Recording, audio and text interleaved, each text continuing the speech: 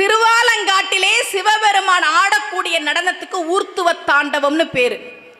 அதுக்கு ரொம்ப ரொம்ப ரொம்ப அநாகரிகமான ஒரு கதையை இன்றளவும் சொல்லிக்கொண்டே இருக்கிறார்கள்.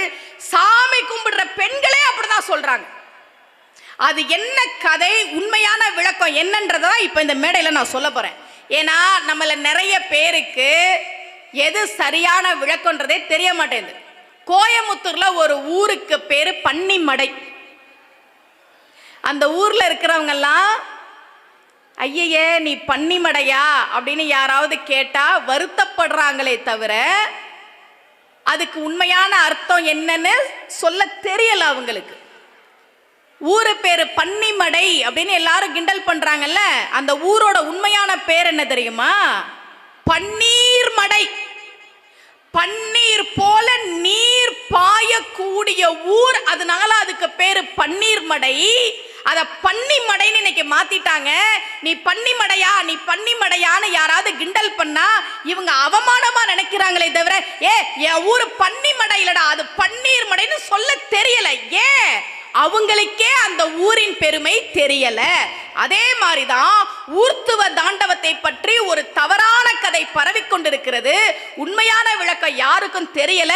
பெரியோர்கள் இருக்க இந்த சபையில் இன்னைக்கு நான் விளக்கம் கொடுக்கிறேன். உங்களால எத்தனை பேர்கிட்ட இதை கொண்டு போய் சேர்க்க முடியுமோ சேர்த்துருங்க. ஊர்த்துவ தாண்டவத்துக்கு என்ன கதை சொல்றாங்க தெரியுமா? திருவாலங்காட்டுல சிவபெருமானும் காளியும் நடனம் ஆடுறாங்க. போட்டி நடக்குது. சிவபெருமான் தன்னுடைய காலை தூக்கி தலையிலே வைத்தார். பெண் என்பதால் காளியால் அதை பண்ண முடியல. அதனால் அவள் வெட்கப்பட்டு நாணி நின்றாள். இதுதான் ஊர்த்துவ தாண்டவம்ன்ற ஒரு கதையத்தான் சாமி கும்பிடுறவங்களே சொல்றாங்க. சிவபெருமான் அப்படி செய்வாரா?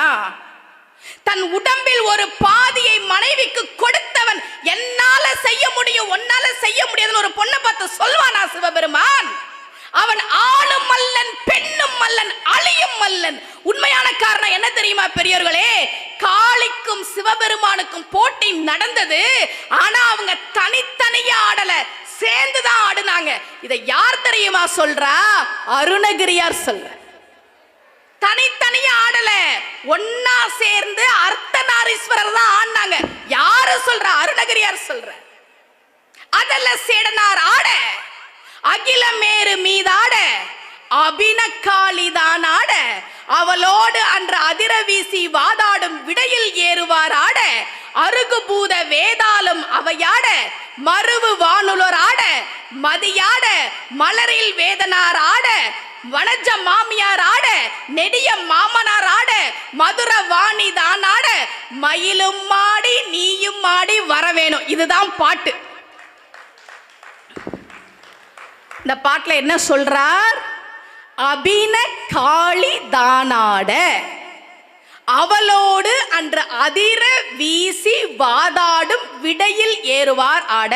சிவபெருமானும் ஆடுறார், காளியும் ஆடுறா.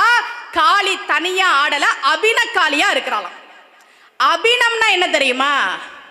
சேர்ந்தே இருப்பதற்கு பெயர் தான் அபினம். அபினம்னா என்னன்னா சேர்ந்தே இருக்கிறது. இப்ப கோவில்ல ஒரு சிலை தனியா வந்துருச்சுன்னு வச்சுக்கோங்க, பின்னம் ஆயிருச்சுன்னு சொல்லுவோமா? சிலை உடஞ்சு போயிருச்சு, தனியா வந்துருச்சுன்னா என்ன சொல்றோம்? பின்னம் ஆயிருச்சுன்னு சொல்றோம். அபினம்னா சேர்ந்தே இருப்பது, பின்னம்னா பிரிஞ்சே இருப்பது. அருணகிரியார் சொல்றார், சிவபெருமானும் காளியும் நடனம் ஆடுனாங்க. ஆனா தனித்தனி உருவமா ஆடல, அவள் அபினக்காளியாக சேர்ந்தே ஆடினாள். எவ்வளவு ஆபாசமா அநாகரிகமா ஒரு கதையை நம்ம தெய்வங்களை பத்தி நாமளே அறியாமல சொல்லிட்டு இருக்கோம். உண்மையான அர்த்தம் என்ன தெரியுமா? சிவபெருமானும் காளியும் சேர்ந்து ஆடிய போது கால்ல வந்து ஒருத்த உளுந்தான். யாரு தெரியுமா? சந்திர பகவான். ஐயோ நான் தெரியாம தப்பு பண்ணிட்டேன் சிவபெருமான் கால்ல வந்து விழுந்தான். காளியும் சிவபெருமானும் சேர்ந்து ஆடிக்கிட்டு இருக்காங்க. அவன் கால்ல சந்திர பகவான் வந்து விழுந்த உடனே அவனை அப்படியே தூக்கி தன் தலையில் வைத்தாராம் சிவபெருமான். காளி பார்த்தா, உன் கால்ல விழுந்தவனை தலையில தூக்கி வைக்கிறியப்பா, இதை நான் கூட செய்ய மாட்டேன் என்று ஒதுங்கி நின்றாள். இதுதான் உண்மையான கதை.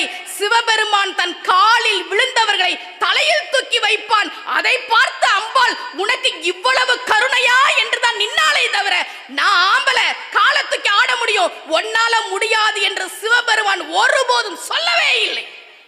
இதுதான் ஊர்த்துவ தாண்டவம், இதுதான் ஊர்த்துவ தாண்டவம். இத சொல்லுங்க உங்க பிள்ளைங்களுக்கு. ஊர்த்துவ தாண்டவம்னா என்ன? சிவபெருமானும் காளியும் ஆடுனாங்க, காளியால காலை தூக்க முடியல, வெக்கினா அவ காலை தூக்க முடியலன்னு வெக்கி நிக்கல, அவள் அவனுக்கே சக்தியை கொடுப்பவள். எப்பா உன் கால உளுந்தவனை தூக்கி தலையில வச்சுக்கிறியப்பா, எத்தனை பேராலப்பா இது முடியும், என்னால கூட முடியாதேன்னு அம்பிகை விக்கித்து நின்றாள். இதுதான் ஊர்த்துவ தாண்டவம். இத சிவபெருமான் அருளால் நான் தெரிந்து கொண்டேன் நண்பர்களே. நிறைய சொற்பொழிவுக்கு போறோமா, பா உன்னைய பத்தி இப்படி ஒரு கதை சொல்றாங்களேப்பா. திருவாலங்காட்டுக்கு கோவிலுக்கு நான் போயிருக்கேன். மேலே அந்த கோபுரத்திலேயே அந்த சிலை இருக்கும். சிவபெருமான் காலை தூக்கி தலையில் வைப்பார். இதுக்கு என்னப்பா உண்மையான அர்த்தம்?